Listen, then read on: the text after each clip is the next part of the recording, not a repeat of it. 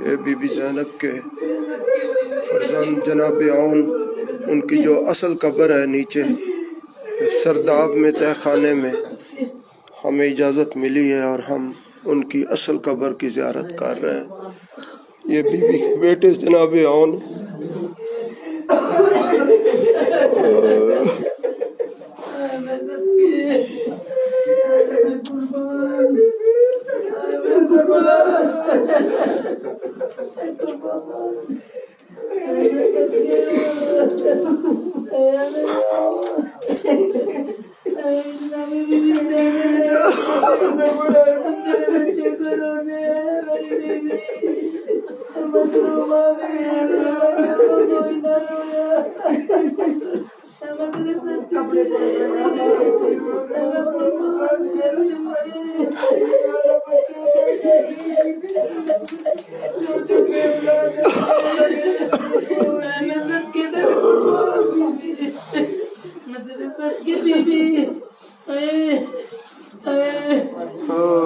के सारा है और मोहम्मद का सारा है, कोई लेने वाला न था।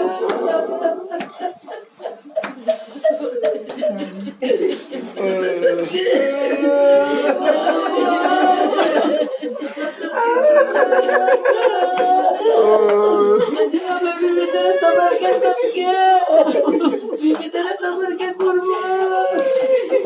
बीबी अपने बच्चों को छोड़ के शाम चली गई। तू कितनी मजलूम कितनी महरूम तेरे कुर्बान बीबी, तेरे सबर के सबके बीबी, तू कैसी मेरी बीबी,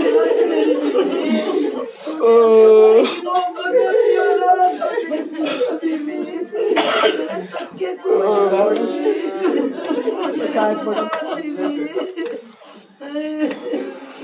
आवाज़ मैं जान दिया तड़ी नगरी विच ते ज़ैनब दी कबर दी जानी ओ ब्याहे अरमान दी गाली आवो मकू रखना कोल भिरा नहीं।